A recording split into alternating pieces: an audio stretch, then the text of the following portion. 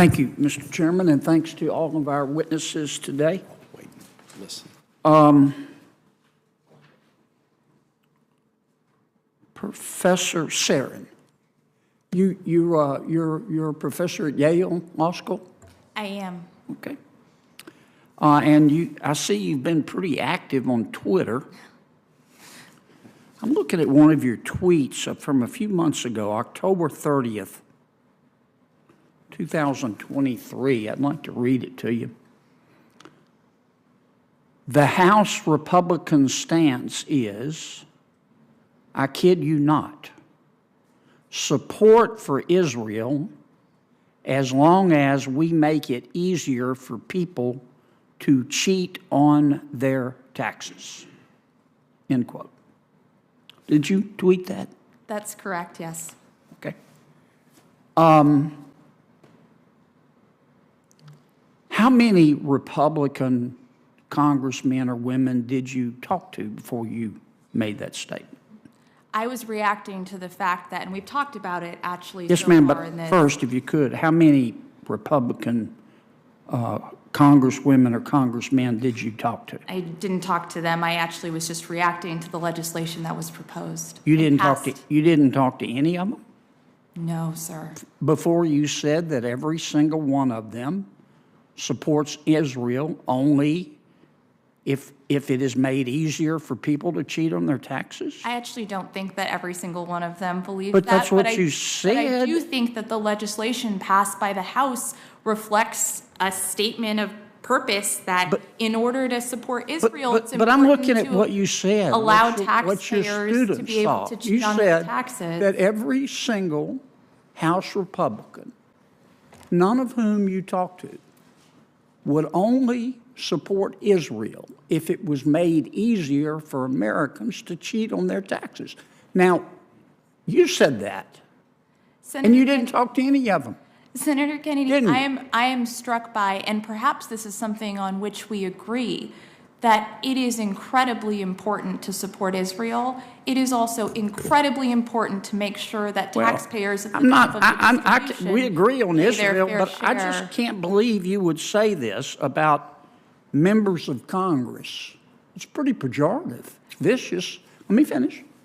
Without talking to them. I mean, would it be possible for somebody to support a reduction to the IRS budget because they simply believe the federal government ought to have a balanced budget? Would that be a fair position?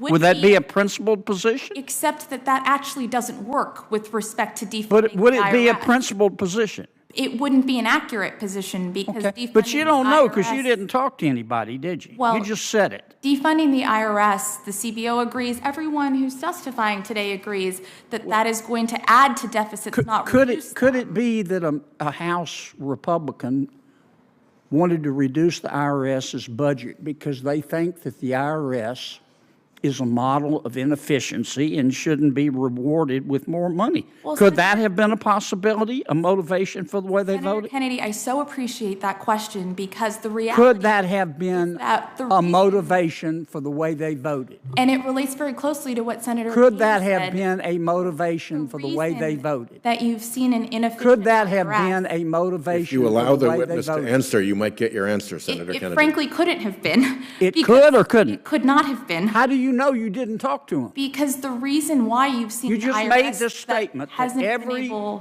every Republican in the House supports Israel only if it has been made easier for people to cheat on their taxes. Could it be that maybe a House member thought that, well, the more money we spend, the more deficits we have, and the more deficits we have, the more pressure is put on interest rates, and the higher interest rates go, the more it hurts the poor. Could that have been Senator the position Kennedy, of one of the House Republicans? Senator Kennedy, Could it have been theoretically? couldn't have been because Could it- everyone it couldn't have agrees. been? It frankly couldn't How do have you know been. you didn't talk to him? Well, I know that everyone agrees, including witnesses across the aisle, including CBO, including every single tax expert that has contemplated this question, that defunding the IRS makes deficits worse, not better. And so this is a deficit I just find it, measure. Professor, appalling. Appalling that you would make a statement like this, a vicious statement like this, without talking to a single person about whom you made this statement. And I'm going to remind you, you know, you can only be young once, but you can always be immature. And you ought to think about that. Thank you, Senator. Thank you. Let me just say that I think that the treatment of witnesses is beginning to degrade a bit here. And I'm going to strike some commentary if it continues down this road. I think personal insults to witnesses are not appropriate, and I will not be tolerant of that in this committee. Well, could I respond, Mr. Chairman? You're going to Fire away. I think you just called a you're Yale going to Law do School what you got to professor do, immature. but I'm going to continue to use my time.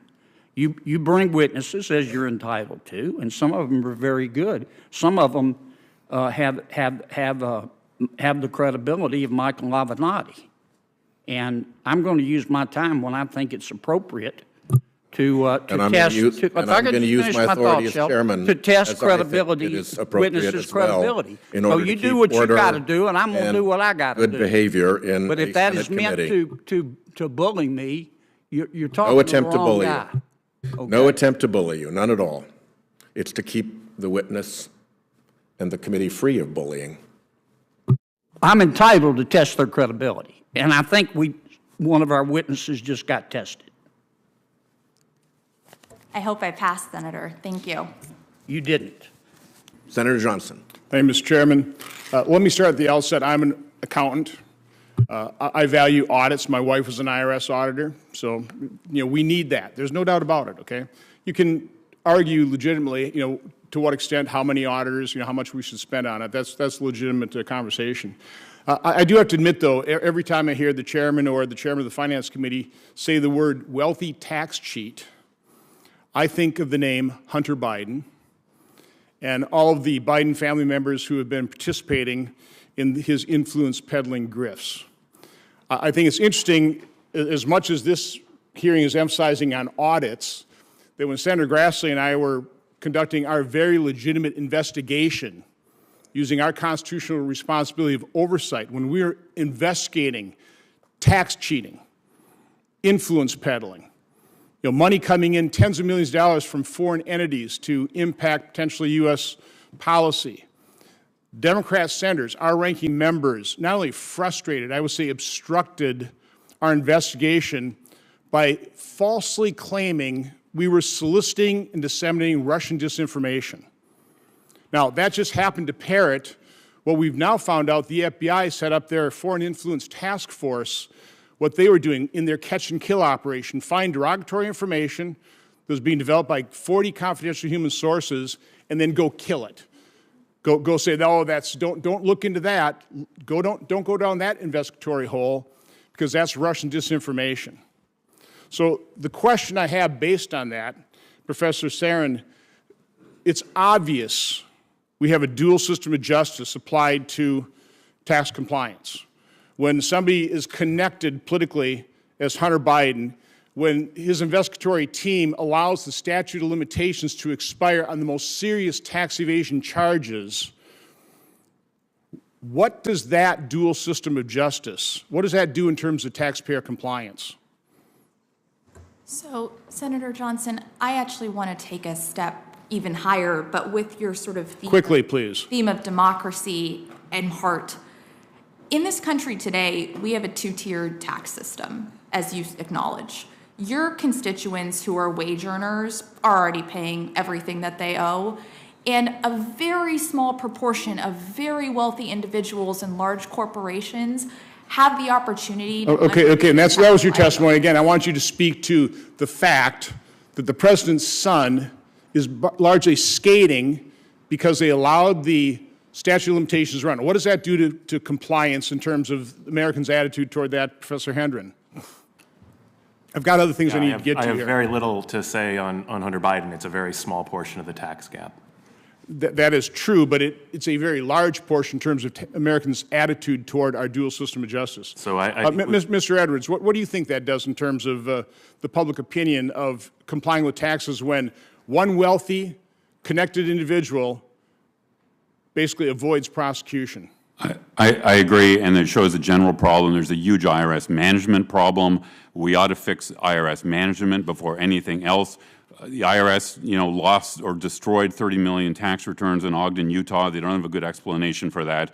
The huge theft of thousands of high-end tax returns a couple years ago. There's a big management politically motivated theft and then distribution to ProPublica. Okay, that's politically motivated. I want to turn to the solution here. Again, I'm all for auditing. We're always going to need it. The solution is simplifying and rationalizing our tax code. I developed this chart years ago. I think it's quite interesting. This goes back to 1959 and shows the top marginal tax rate. To what extent were we going to punish success, and then the extent to which we were successful at punishing success. It's remarkable. Over 60-some years, we've had as top tax rate as high as 91%, 70%, 50%, 28, 31, 39.6, 35. Now we're at 37%. But over that 60-year time period, the average percent of GDP that we've raised in revenue is 17.3%. It doesn't change much because our tax code is so complex and as a result so difficult to comply with. It is notable that even after the tax cuts from 2018, the last 3 years has been above that average, 17.9, 19.6%. Last year was 18.2%. So increasing tax rates is not going to work. I would say dramatically, and I mean dramatically simplifying, but also use the term rationalizing. Our tax code is completely irrational. We have different forms of tax rates on different kinds of incomes. I mean, income ought to be income. From my standpoint, it ought to be based on cash generation.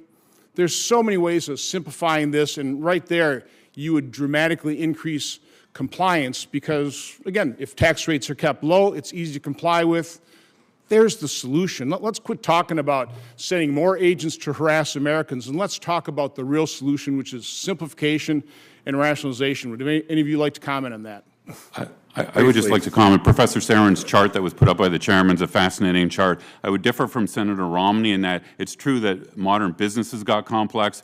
A lot of what drives that chart, frankly, is corporations making extremely sophisticated structures to avoid tax. They don't try to do things that are illegal. It's just that the tax code is so gray, they push the limits, and that's what I experienced at 5 years of PwC. That's what they try to do, push to the limit of a very gray code. We turn now to Senator Lee, who will be followed by Senator Kane. Thanks so much, Mr. Chairman. Thanks to each of you for being here. Based on the title of today's hearing, one might think that America's wealthiest taxpayers are just robbing or constantly shortchanging the U.S. Treasury. This is exaggerated, and it's ultimately inaccurate. It's a disingenuous claim that's used as justification for pursuing a historic expansion of federal spending and a radical redistributive economic policy agenda that would make FDR and LBJ blush. Now, let's be clear. For obvious good reason, tax evasion is very much illegal under our federal tax code. It's illegal, it's wrong, and it's to be discouraged and punished whenever it's found. Many of my colleagues on the other side of the aisle frequently conflate, perhaps knowingly, perhaps not, illegal tax evasion, which has a technical meaning under the law, with legal measures that taxpayers may use legally to reduce their tax liability. There is a difference between those two things, and those things matter. And by all means, we should debate whether some of these tax expenditures, such as the SALT deduction, ought to exist and to what extent they ought to be recognized. And instead, many in today's Congress and in this administration have called for confiscatory tax policies that are either unconstitutional, such as the wealth tax, or unjustifiable and extremely complex proposals that seek to tax gains that have not yet been realized as income. Those, I would add, are almost certainly unconstitutional themselves. So when it comes to so-called tax fairness, it's definitely worth remembering. The U.S. tax code has been and continues to be undeniably very progressive. Let's look at the most recent Treasury Office of Tax Analysis estimates on the national individual tax burden. Those show us a few things. They show us, for example, that the top 1% of U.S. taxpayers earned roughly 20% of all income nationally, and while earning roughly 20% of all income nationally, paid 42% of total federal income taxes. So this group's average federal income tax rate was 22%. The bottom 50%, on the other hand, earned 14% of all income nationally and paid negative 5.5% of total federal income taxes.